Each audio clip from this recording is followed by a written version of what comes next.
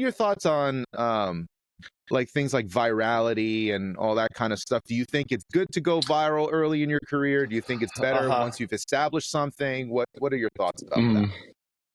Yeah, I mean, I'm Gen X. I'm really Gen X. So I was the first generation to grow up with computers, but social media. I didn't grow up with social media, so I think my relationship to that is different. Um, I guess most of my experience with that is through students. I have a lot of students that are especially if they're artists that are asking me these questions all the time, and how much energy do I put into minute things on TikTok versus writing an album. Right. So I think for everyone that's a little different. I think it depends on the kind of music you're doing and the kind of audience you're going for. I think if you're doing more pop kind of stuff, regardless of pop, I don't mean like top 40, but more popular styles, whether it's rock or hip hop or whatever. Then that stuff's probably more important to try to get attention on social media and get some attention. But then you have to do something with that outside of social media. Right. I don't know what the scene is for people doing, extreme technical metal on TikTok.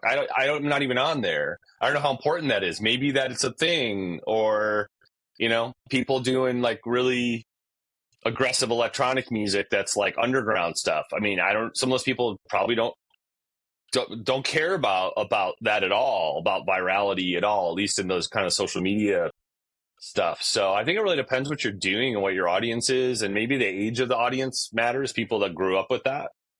I just think anyone who goes viral early needs to remember that's just like a cool, lucky thing that happened, and you can't bank that, because in a couple months, no one's going to remember. In a couple weeks, no one's going to remember. Yeah. So you have to do something with that. You have to do something with it and use it in a way that's not just to get more views or whatever, because that becomes its own trap. Sure. You just start chasing that, and people will forget you immediately once the algorithm decides they don't want your stuff anymore. People just forget about you. I tend to think a lot about like child stars in a way. They're so young, they become so famous early in their lives.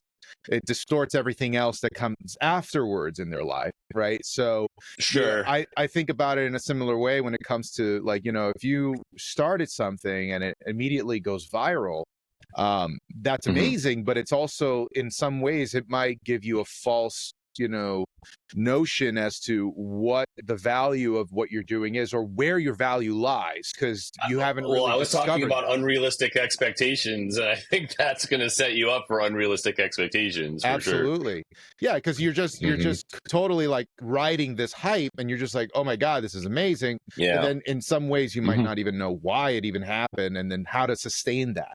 So it's very important. Yeah, and it's not sustainable unless that's what you put all your time and energy into.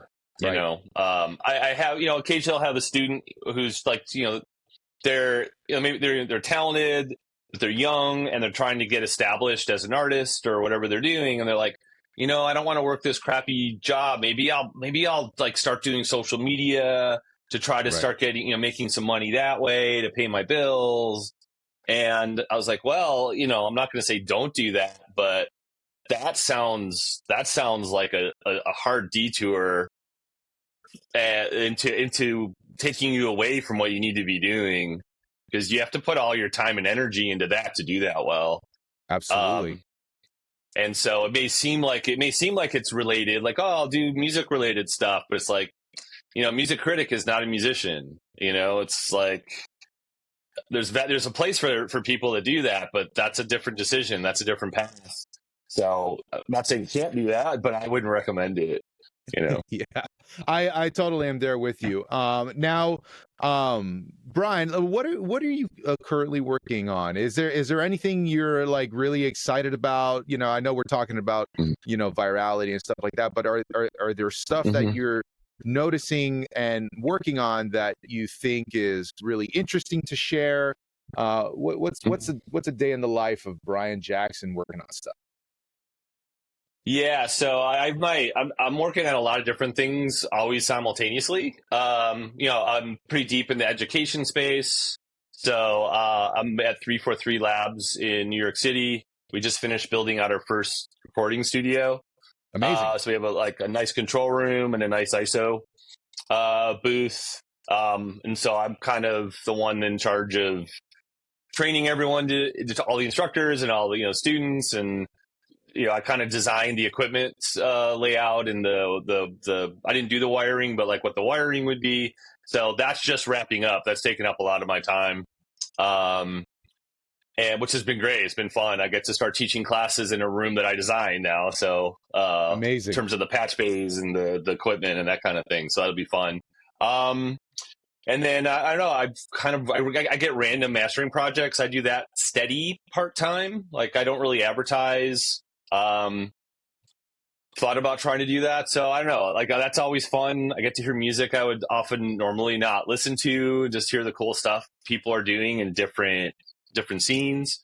And then I'm planning on starting to do some new solo music.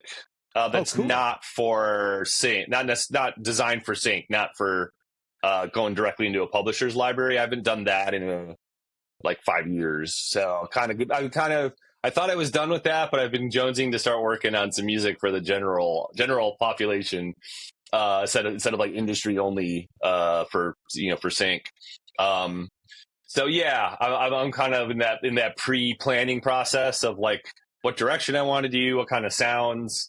But I know I kind of want it to be crazy and intense. That's awesome. all I know so far.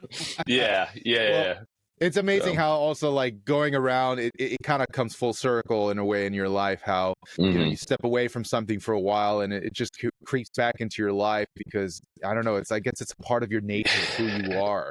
You can never really run away from that. I dropped out of grad school twice to do music, be a musician and do music. So, wow.